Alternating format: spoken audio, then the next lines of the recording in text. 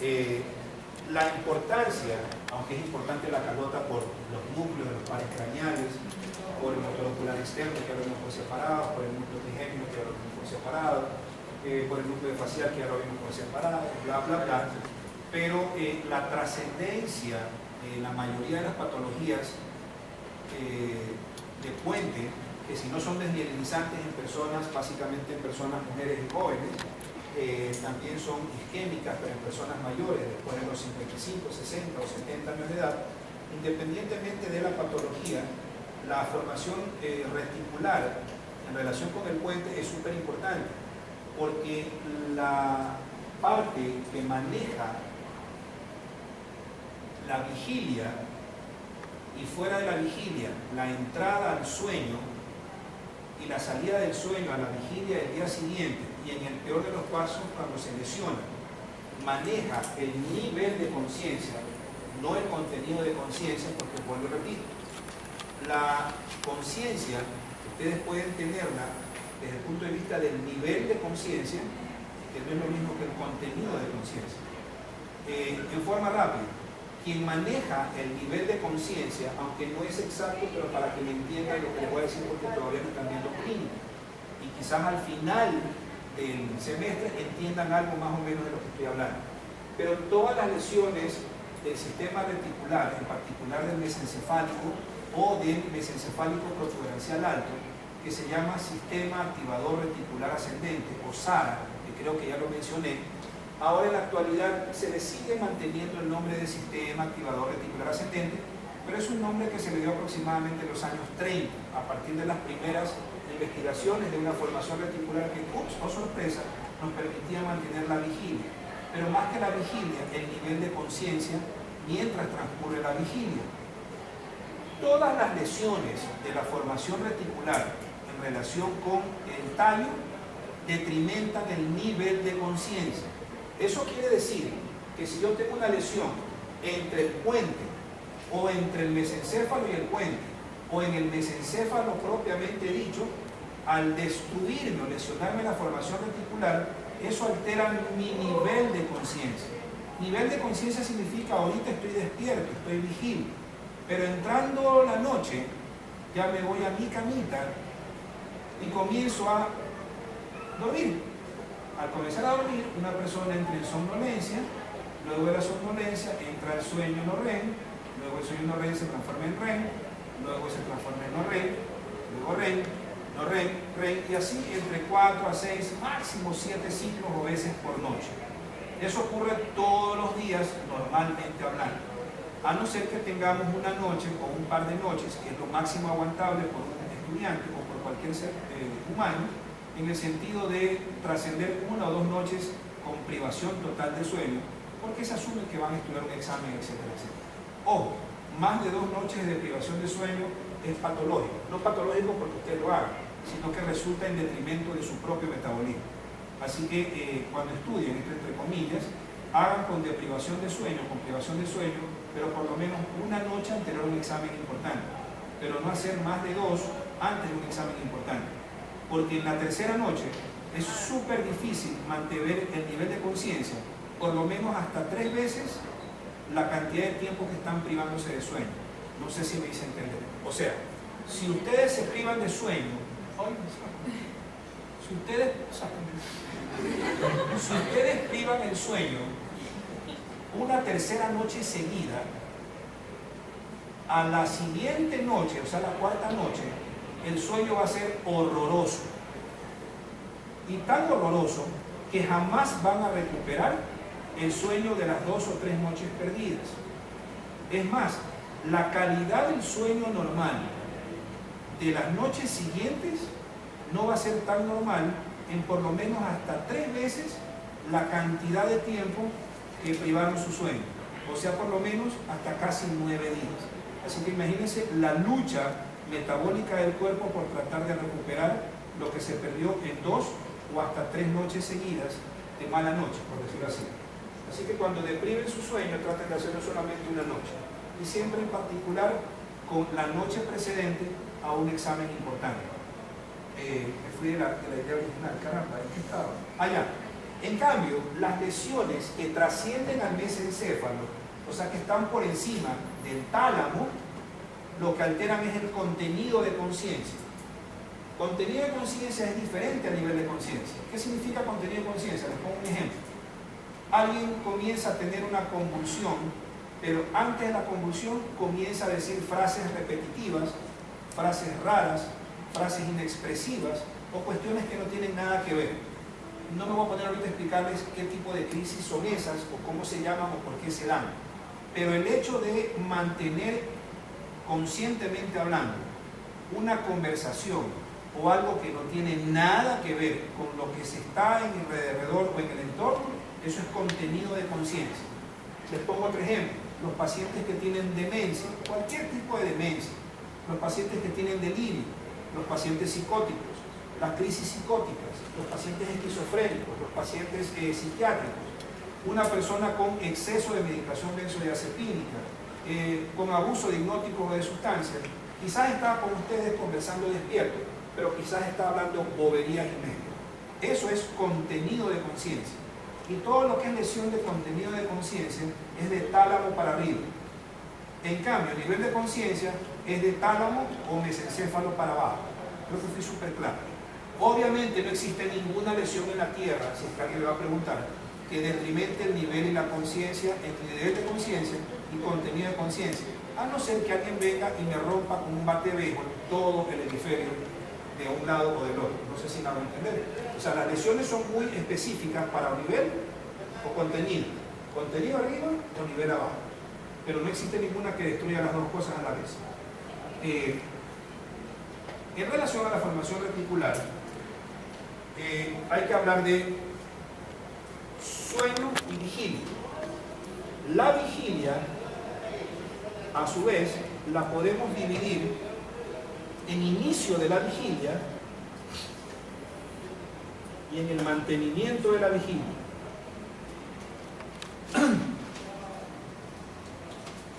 Luego que la persona empieza a disminuir su vigilia, entra en somnolencia. Y cuando ya estamos en somnolencia, ya estamos entrando en sueño.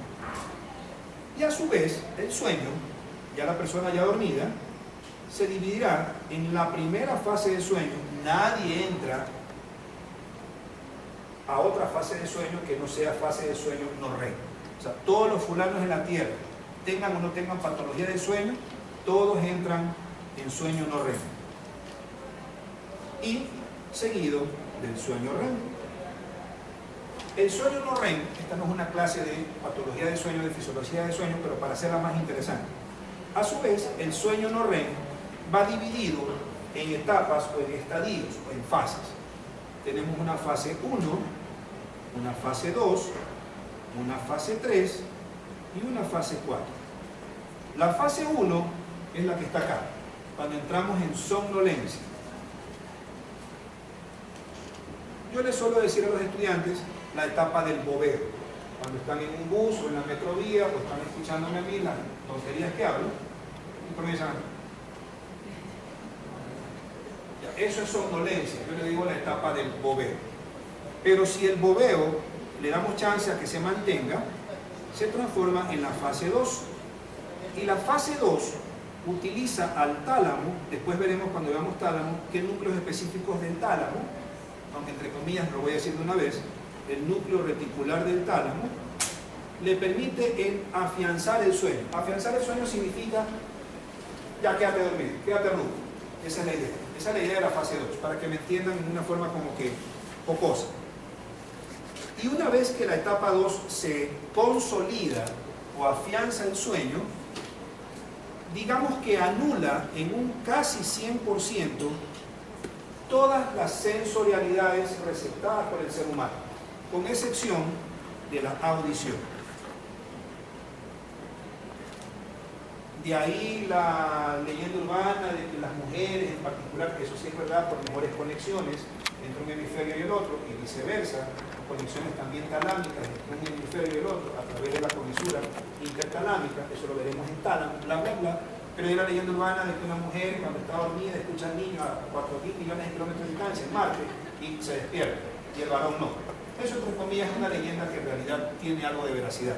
Porque la única parte de la corteza cerebral, además de la corteza extraestriada y la corteza límbica y paralímbica, que es la que se activa durante los sueños, por la ensoñación propia de los sueños, por las pesadillas, es la corteza auditiva. Es la única que se mantiene medianamente activa. De ahí el resto está en off, está apagadísimo. Así que la corteza auditiva, entre comillas, incluso la corteza auditiva es la que desde épocas ancestrales, desde los primitivos, era la que mantenía a los seres humanos, obviamente, libres de cualquier tipo de peligro. Cuando los primitivos escuchaban pues, a la lejanía quebrarse las hojas en los bosques, pues obviamente se ponían pilas, se ponían moscas, porque la corteza auditiva, a pesar de que estén con mucho sueño, siempre se mantiene relativamente despierta. Es más, cuando veamos corteza, vamos a ver que la corteza auditiva, en particular la primaria, cuando una persona está despierta, está 100% activa. Pero resulta que la corteza auditiva tiene, a su vez, varios tipos de células.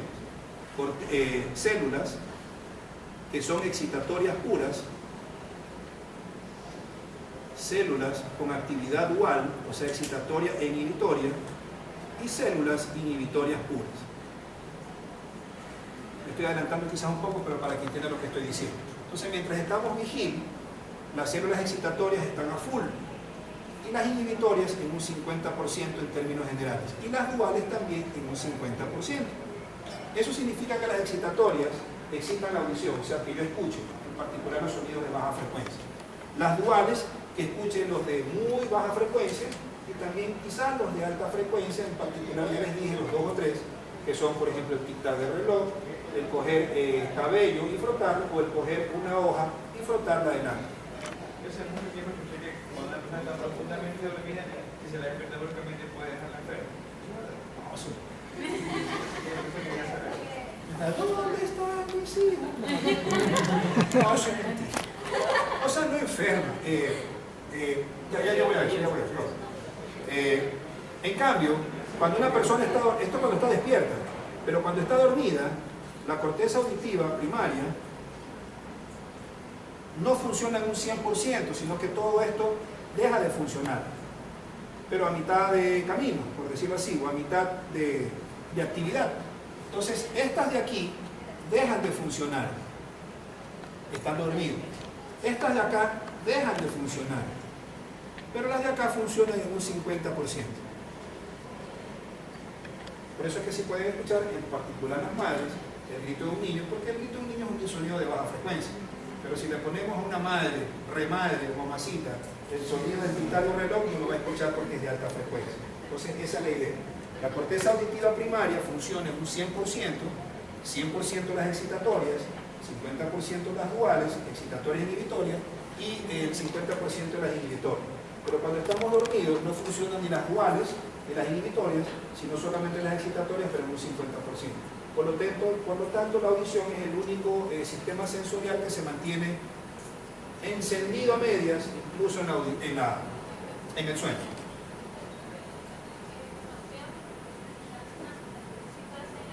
Sí, ya vamos a hablar.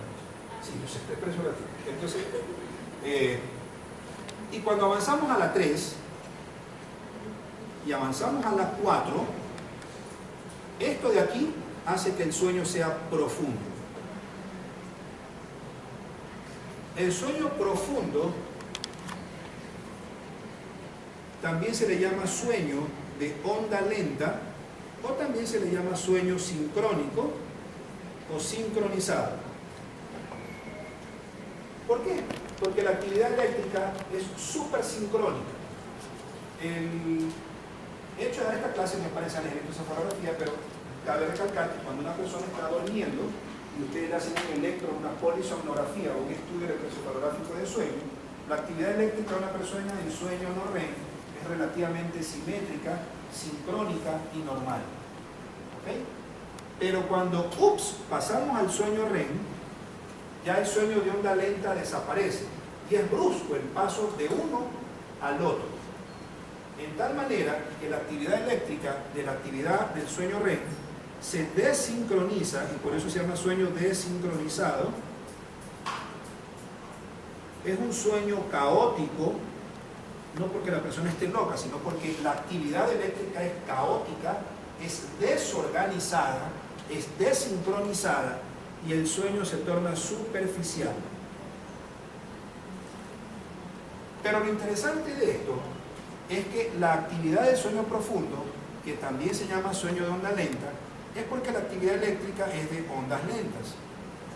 Y con eso creo que les digo bastante. En cambio, la actividad del sueño REM, que es la desincronizada, caótica o sueño superficial, porque a una persona la despiertan y puede despertar fácilmente, es de ondas rápidas. Y las ondas rápidas, las más rápidas que hay, son las ondas alfa. Yo suelo decir esto para que entiendan más o menos lo que van a ver en el futuro.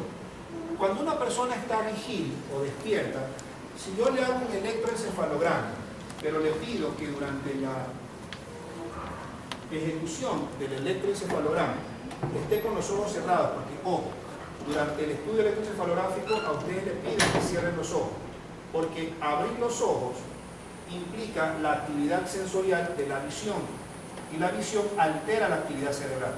Por lo tanto, tienen que cerrar los párpados para impedir la entrada de la sensorialidad visual. Creo que es lógico asumir eso. Obviamente, si yo abro los párpados y comienzo a permitir la entrada visual, no me pregunten el ciego cómo hace. El ciego también tiene que hacerlo, porque el ciego que esté ciego, la luz sí la puede captar, pero no capta imágenes. Entonces, la idea de cerrar los párpados es para impedir la entrada visual, pero también para impedir la entrada de la luz. Así que si alguien me va a preguntar, ¿los ciegos pueden abrir los ojos o los párpados? No, tienen que estar cerrados. Porque el ciego que esté recontra hiper que ciego, algo de sensación de luz alcanza a receptar. ¿Qué sueño ciego? ¿Ah? ¿Qué sueño ciego? ¿Qué sueño ciego? Normal, responda. ¿Qué sueño ciego? No sueño imagen. No sueño imagen. No sueño imagen. ¿Qué No sueño imagen. No sueño imagen. En la ceguera congénita no, en la ceguera adquirida sí. Claro. Y la ceguera congénita, si me vas a preguntar, es una canalopatía. Y las canalopatías por lo menos representan menos del 0.001% de las patologías en relación con el sistema visual. O sea, hay un paciente por cada 100.000 o 1.000.000 de habitantes, creo. O sea, es rarísimo. ¿Qué iba a decir? La vigilia, le pedimos al paciente o al fulano que está haciendo el electro o que se está haciendo el electro que cierre los párpados. La actividad de él es actividad alfa, pero es idéntica a la actividad alfa que se ve en el paciente con el fulano al que le están haciendo el electro en sueño REM. Por lo tanto, la idea es que una persona puede estar despierta pero con los párpados cerrados, o dormida, obviamente con los párpados cerrados, pero en sueño REM la actividad eléctrica es idéntica. Así que yo les podría dar a cualquiera de ustedes en una clase de neurología o como residentes de neuro, y eso me pasó a mí alguna vez, y alguien cometió una torpeza, y es una torpeza que no deben jamás repetir, los que quieran hacer posgrado en neurología. Se les da, por ejemplo, una hoja de un electro de una persona a la que le hicieron el electro estando despierto, pero con los ojos cerrados. Y le dan a la otra persona en un examen otra hoja de electro a un paciente que estaba dormido, pero durante sueño REM. Entonces, la idea es contestar lo que el electro les muestra, o sea, actividad alfa, pero no decir que el fulano tiene actividad alfa porque está vigil, pero con los ojitos cerrados, o el otro caso, que está dormido, pero en sueño no REM. Perdón, en sueño REM. Porque el electro solo y por sí solo no les acredita al fulano si está despierto o si está dormido en REM. Solamente les está diciendo la actividad cerebral en ese momento, pero no si está despierto o si está en sueño REM. No sé si me hice entender. Entonces hay gente que a veces equivoca y dice, el fulano y estaba en sueño REM. ¿Cómo lo sabes? Porque la actividad eléctrica es idéntica, ¿Ah? Sí. Ok. Esta actividad de somnolencia es súper corta en tiempo. Por lo tanto, la somnolencia es corta. Nadie se queda media hora en una metrovía. No, jamás. O sea, después de 40 de ya se queda rudo. Entonces la somnolencia no suele pasar del 3 al 5%. Por lo tanto es relativamente corto, ¿sí? La etapa 2 es la que más tiempo lleva, del 50 al 60%. Es lógico, porque es la que nos afianza o consolida el sueño. Y al entrar a la 3 y la 4, la 3 y la 4 se llevan entre el 10 al 20%. Y el resto es la fase REM. Ahora, creo que en algún momento les dije,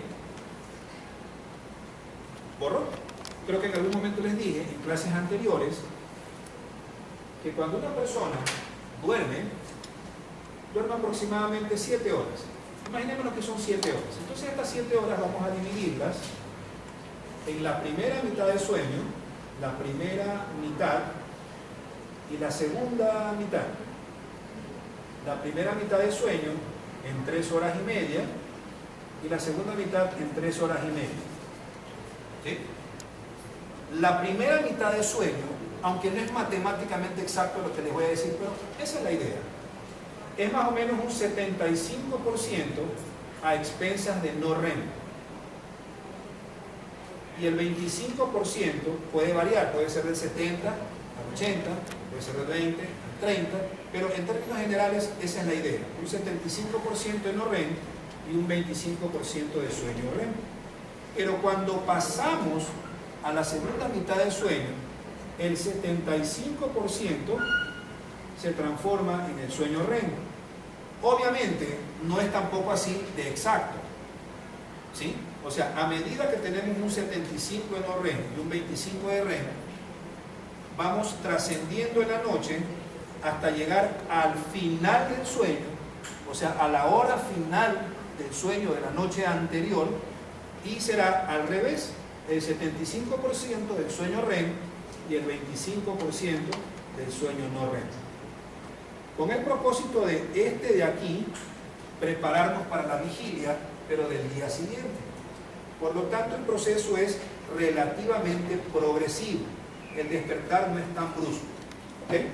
Entonces, de aquí pasamos a despertarnos. Los voy a despertar. Entonces, la vigilia inicia. Y para iniciarla, necesitamos al hipotálamo. Y el hipotálamo tiene una zona en particular que se llama núcleo hipotalámico posterolateral.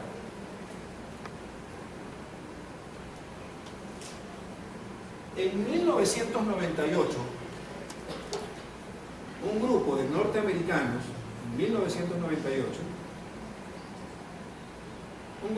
norteamericanos, y 48 horas después, así de exacta en la historia, porque se hizo una película, los ingleses, la película que hicieron, obviamente lo hicieron los norteamericanos dijeron, nosotros lo descubrimos primero, y los ingleses 48 horas después. Verdad, mentira, vale 3 atados. La idea es que los norteamericanos, aunque le creo más a los gringos que a los ingleses, los norteamericanos, el grupo norteamericano, dijeron que esta parte en particular era la que iniciaba la vigilia, o sea, nos despertaba. Solamente nos despertaba. Claro, es bastante el solo hecho de despertar. Y a ese elemento que nos despierta, que sale al torrente circulatorio para despertarnos, se llama hipocretinas. Se les llamó hipocretinas porque proceden del hipotálamo. ¿Sí? Y en cambio los ingleses le llamaron orexinas, porque la estructura bioquímica o biomolecular es idéntica a las secretinas en relación con el sistema gastrointestinal, y obviamente el nombre orexinas implica aumentar o estimular el apetito. Por lo tanto, las hipocretinas para los gringos o las orexinas para los ingleses son, en términos generales, pro alimentación, o sea, aumentan la capacidad de fagia o la intención de fagia o de alimentar, o sea, la capacidad de alimentación. Entonces, estas hipocritinas, y es el nombre más común, son las que saliendo del área hipotalámica posterolateral inician la vigilia. Pero para iniciar la vigilia necesitamos estructuras que, receptando las hipocretinas, mantengan la vigilia. Repito, las hipocretinas secretadas por el área hipotalámica posterolateral inician la vigilia. Pero estas hipocretinas tienen que ser receptadas en estructuras que mantengan la vigilia. Porque no es lo mismo, ya, me desperté, pero ¿quién me mantiene despierto? Otras estructuras que reciben a las que iniciaron la vigilia, ¿sí? Por lo tanto, estas hipocretinas son receptadas a través de receptores, valga la redundancia, de estructuras que mantienen la vigilia iniciada previamente por el área hipotalámica posterolateral. ¿Cuáles son esas estructuras? Chorron, chon, chon. El locus ceruleus,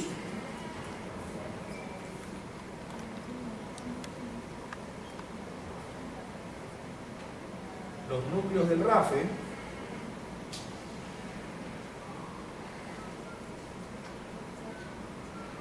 la amígdala, me refiero a la amígdala de los lóbulos temporomesiales,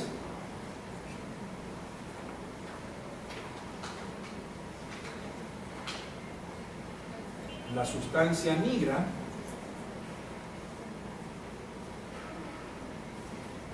en área tegmentaria ventral, que la vamos a ver la próxima clase en mesencéfalo, los núcleos talámicos intralaminares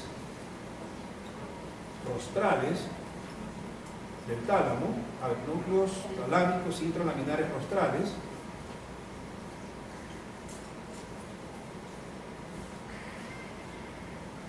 el núcleo basal de Meiner,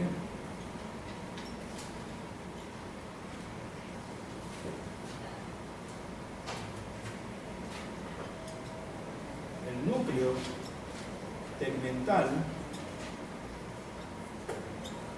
lateral dorsal,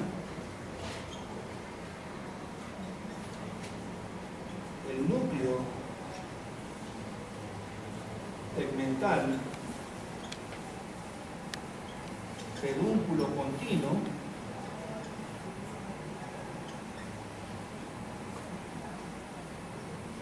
y la región tuberomamilar.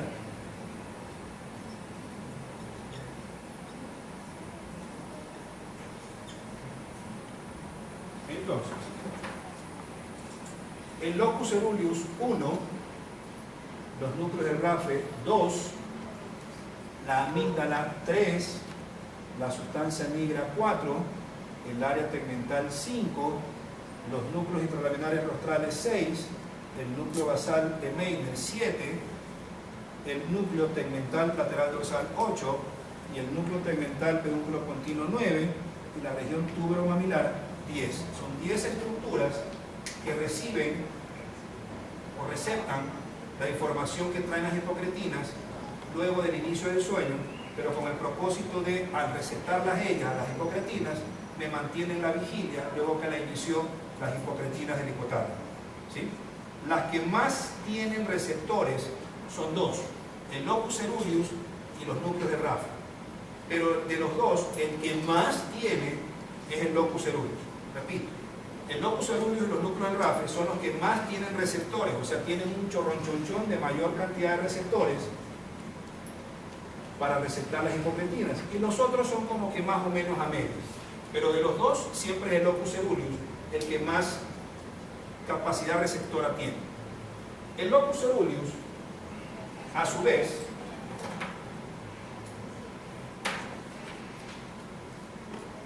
fabrica noradrenalina.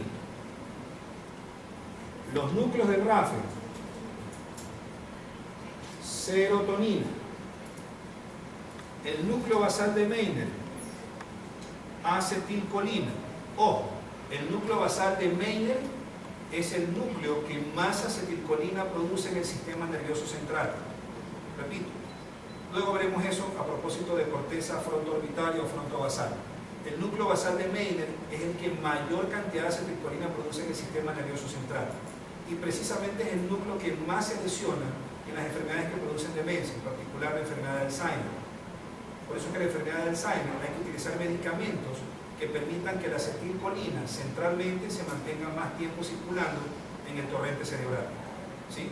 Al dañarse esta cuestión de aquí, tiene mucha relevancia en enfermedades que producen demencia, pero en particular en la demencia tipo Alzheimer o en la demencia de Alzheimer. Los núcleos intralaminares rostrales del tálamo producen GABA, la amígdala produce glutamato, la sustancia nigra produce dopamina, pero esta dopamina va a receptores DOPA 1 y DOPA 2. El área tegmentaria ventral también produce dopamina, pero va a las áreas con receptores DOPA 3, DOPA 4 y DOPA 5. Todo eso lo van a ver conmigo. El núcleo tegmental lateral dorsal produce acetilcolina. El núcleo tegmental pedúnculo continuo produce acetilcolina. Y estos dos en particular, el tegmental lateral dorsal y el tegmental pedúnculo continuo, son los que producen los movimientos oculares del sueño REM. ¿Se acuerdan que les dije que hay sueño no REM? Donde los movimientos de los ojos no existen o están ausentes, pero también el sueño REM, donde los movimientos oculares existen. Los movimientos oculares del sueño REM es porque utilizan la acetilcolina de estos dos.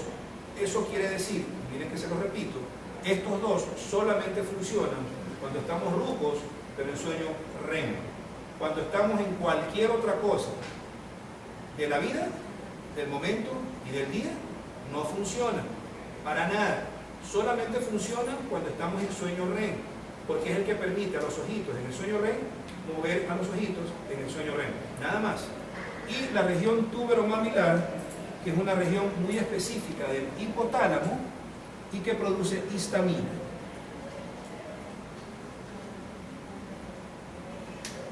Todo esto es mantenimiento de la vigilia. ¿Por qué el 8 y el 9? ¿Por qué El 8 y el 9. esos dos tienen conexiones directas con el locomotor y con el sexto, con el cuarto? Con el 3, más con el 3 y con el 6, pero más con el 6. ¿Por qué más con el 6? Porque si tú pescas a una persona, si quieren háganlo y digan, mientras está dormida, aguántense, más o menos los ciclos de sueño son entre mínimo 60 minutos, promedio 90 minutos, hasta máximo 110 minutos. ¿Qué quiere decir eso? Que entre 60 y 110 minutos tú puedes tener tu primer ciclo de sueño no REM. No sé si me van a entender. ¿Sí? Entonces, dividamos el primer ciclo de 90 minutos en un 70%. ¿Alguien que trabaja con una calculadora? 90 minutos en un 75% de 90 minutos, ¿cuánto sería?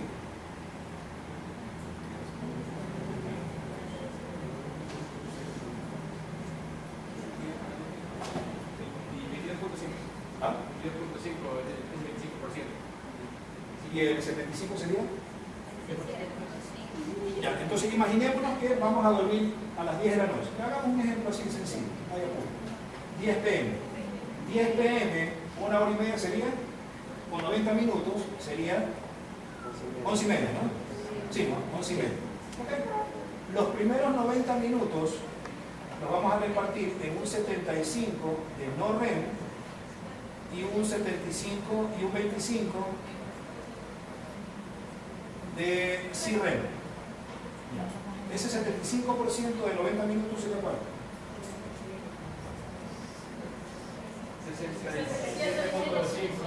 67.5.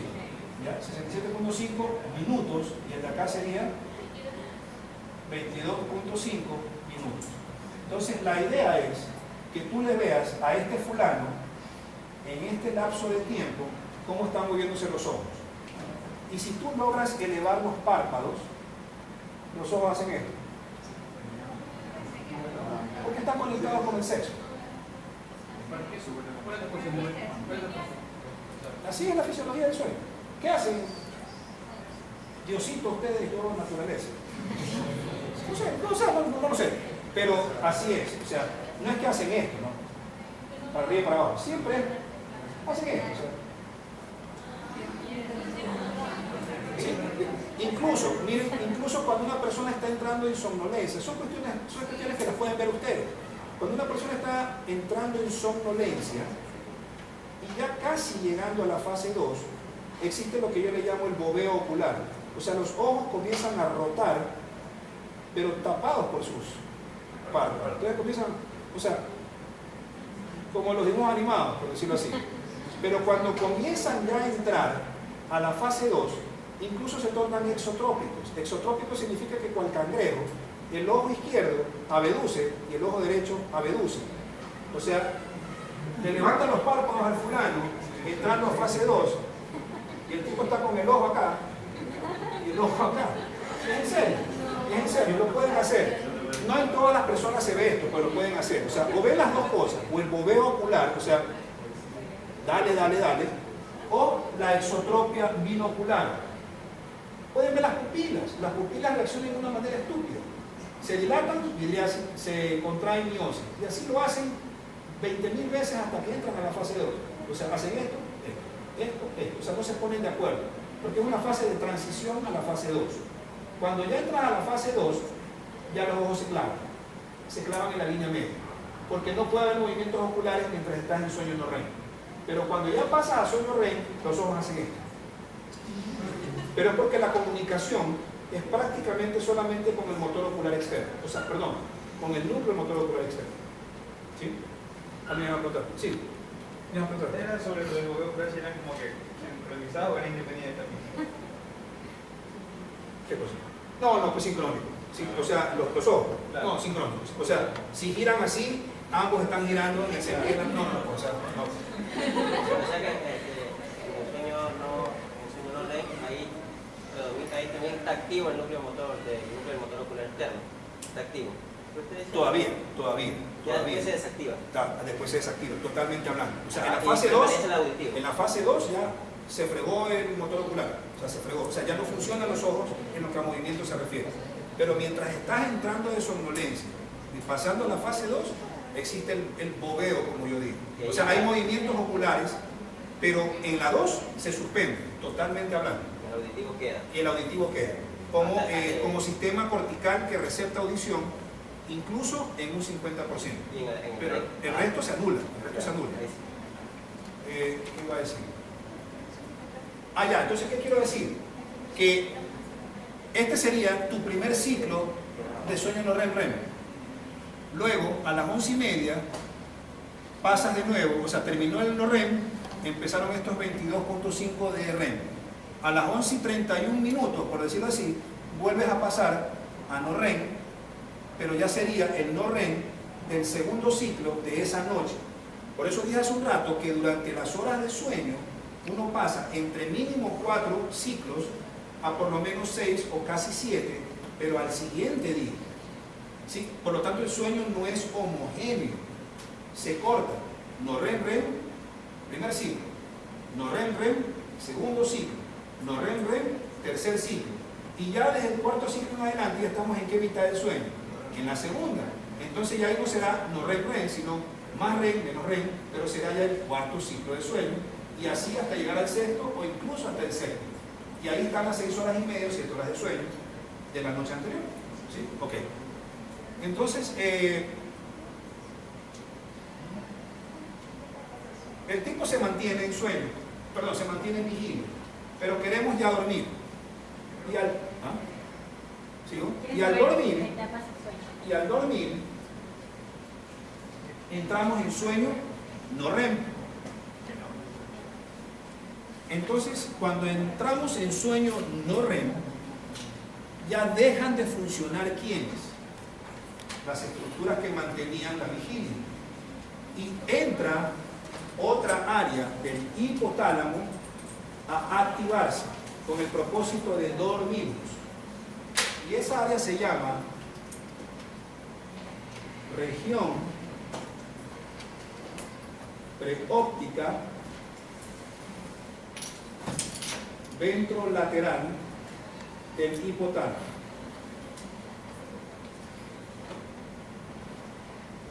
de siglas, núcleo preóptico ventrolateral del hipotálamo.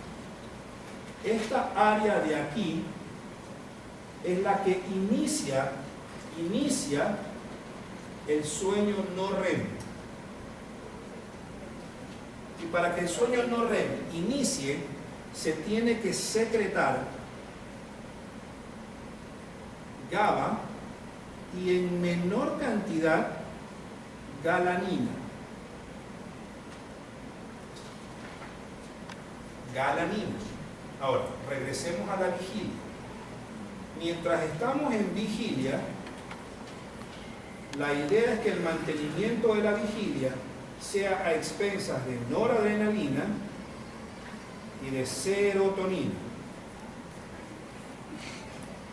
La noradrenalina y la serotonina tienen que estar elevadas en un 100% para mantener adecuadamente la vigilia. Pero cuando entramos a sueño no REM, la secreción de GABA y de galanina obligan a que quien produce noradrenalina, que es el locus ceruleus, y a quien produce serotonina, que son los núcleos de Raffer, comiencen a decrementar su producción en más o menos casi un 50%. Entonces, mientras pasa esto, estos dos obligan a que el locus ceruleus y los núcleos del Raffer hagan que la noradrenalina y la serotonina empiecen a disminuir en más o menos un 50%. Pero los núcleos de la formación reticular, en particular los del puente, empiezan a aumentar progresivamente en más o menos también un 50% la producción de acetilcolina. Eso quiere decir que cuando estamos en sueño no REM, disminuye en más o menos un 50% noradrenalina y serotonina, pero también aumenta en un 50% la acetilcolina, gracias a la formación reticular, pero porque salió GABA y galanina de esa área hipotalámica en particular. ¿Sí? Y luego viene el sueño REM. Y así ya los escucho ustedes. Y luego viene el sueño REM. Y en el sueño REM disminuye en un 100%, o sea, queda 0% de noradrenalina y de serotonina. Pero aumenta en un 100% la acetilcolina. ¿Sí? Mientras este de aquí está full, acá está 0% de acetilcolina. Luego comienza a disminuir la noradrenalina y la serotonina, pero también comienza a aumentar poco a poco la acetilcolina. Entramos en el REM y disminuyó totalmente la noradrenalina y la serotonina, pero aumentó totalmente la acetilcolina. Y en ese momento el sueño REM se activa gracias a la activación, vale la redundancia, de un pocotón de núcleos. El núcleo oralis, el núcleo caudalis, el núcleo tegmental lateral dorsal, que ya lo mencioné hace un rato, y el núcleo tegmental pedúnculo continuo. El que más produce acetilcolina siempre va a ser el núcleo oralis, y los demás producen menor cantidad de acetilcolina. Pero la acetilcolina en particular del lateral dorsal y del pedúnculo continuo es la que hace que, vuelvo y repito, existan los movimientos oculares rápidos del sueño MOR en español, movimientos oculares rápidos, o en inglés el sueño REM por Rapid Eyes Movement, o movimientos oculares rápidos. ¿Sí? Ok. Ahora, ¿entendieron esta parte? Para seguir y terminar esta partecita, y cualquier cosa me preguntan después. Okay. La idea del sueño entre no REM y REM es saber diferenciarlo solamente con ver a una persona que esté dormida. Y así como les acabé de decir lo que les dije hace un rato, lo pueden hacer con algún familiar. los ven dormir y si quieren hasta lo filman y pueden hacer eso.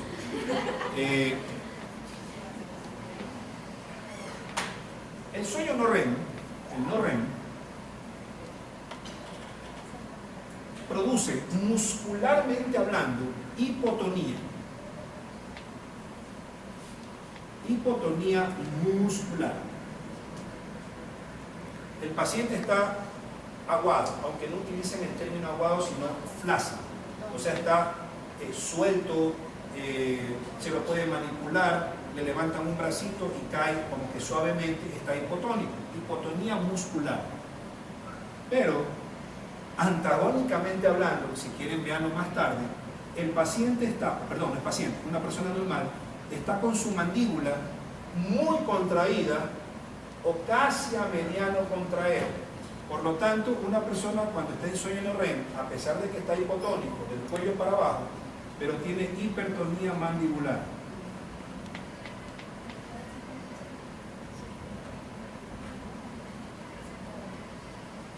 O sea, si está profundamente dormido, en particular en las fases 3 y 4, que son las fases de sueño de onda lenta, de sueño profundo, ustedes le quieren abrir la mandíbula, qué sé yo, lo pueden hacer, incluso se hace. Pueden utilizar una paleta, palito de helado o una pluma, no es el háganlo, sí que nadie se molesta, y traten de abrir la mandíbula, es difícil, incluso la pueden hasta romper si la persona está profundamente dormida. O sea, estaba así, por ejemplo así, y no podrán abrirla ni de broma. Y en tercer lugar, hay atonía ocular. ¿Por qué atonía ocular? Porque no hay movimientos oculares rápidos, o sea, los movimientos no existen, por lo tanto los músculos orbitales o extraoculares están atónicos, no se mueven. En cambio, en el sueño REM hay atonía extrema. Un gallo viejo, o sea, coge esa tontería que se cae al piso, o sea, está súper aguado, súper suelto o súper flácido. Hay atonía muscular. Pero en cambio la mandíbula también está atónica, hay atonía mandibular. O sea, se le caen las babas. Atonía mandibular. Eso explica el, por decirlo así. Y en cambio hay lo contrario, hay hipertonía de todos los músculos oculares. Si ven la diferencia, háganlo más tarde con algún familiar. Mientras acá en los REM hay hipotonía muscular, hipertonía mandibular, pero atonía ocular, en la persona con sueño REM está con atonía muscular, atonía mandibular, pero con hipertonía ocular. ¿Sí? Si quieren, háganlo más tarde. Y para terminar esta parte, vamos a llevar a una persona a la atonía del sueño REM. O sea, lo que les estoy diciendo ahorita.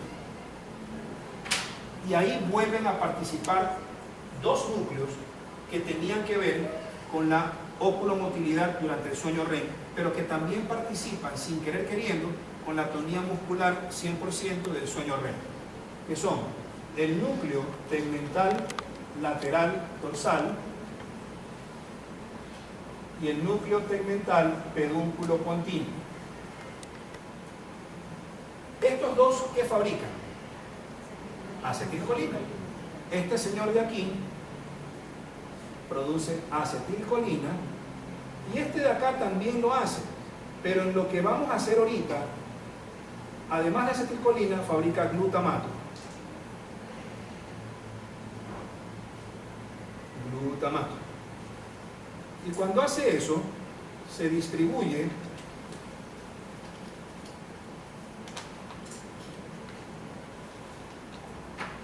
hacia dos núcleos que están en el bulbo. El primero que voy a nombrar es relativamente nuevo, creo que se describió 2004 o 2008, no recuerdo el año, pero es relativamente nuevo. No aparecen casi muchos textos, pero es un núcleo que tiene trascendencia en enfermedades como la enfermedad de Parkinson y explica los trastornos de sueño de las enfermedades tipo Parkinson y en particular casi todas las patologías de sueño. Es un núcleo ubicado como que en derredor, ¿se acuerdan del núcleo reticular gigantocelular? ¿Se acuerdan? Ok. En derredor de él hay una zona de relativamente reciente descubrimiento y que se llama núcleo magnocelular de Magón y Rines. Magón y Rines. Tiene una importancia brutal en ciertas enfermedades con trascendencia en el sueño y en particular en la enfermedad de Parkinson. Y por el lado de acá, a los núcleos reticulares paramedianos.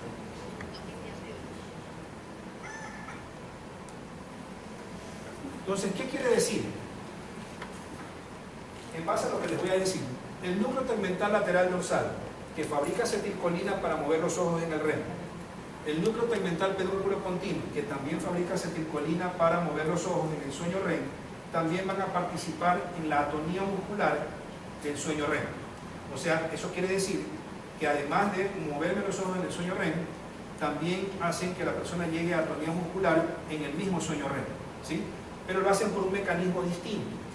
El núcleo tegmental lateral dorsal, además de que fabrica acetilcolina, también fabrica glutamato, y el núcleo tegmental pedúnculo continuo también mantiene la secreción de acetilcolina. Pero al dirigirla hacia abajo, el propósito de dirigirla hacia abajo es para excitar o estimular al núcleo magnocelular y a los núcleos reticulares paramedianos. Adivinen a través de qué haz llevan el glutamato y la acetilcolina. A través del haz central de la calota. Así que ya tienen, creo que ya vamos por el 7. Ok. Ya tienen un pocotón de fascículos que van por el haz central de la calota. Y luego el núcleo magnocelular de Magón y Rines y el núcleo reticular paramedianos se distribuyen más hacia abajo, porque obviamente la atonía muscular, ¿de quién es? En este caso, del cuerpo, y básicamente del cuello para abajo, ¿sí o no? Entonces, ¿hasta dónde tendrían que ir?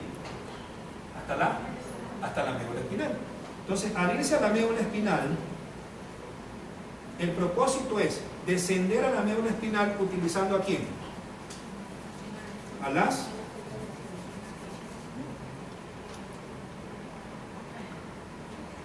¿alguien lo dijo?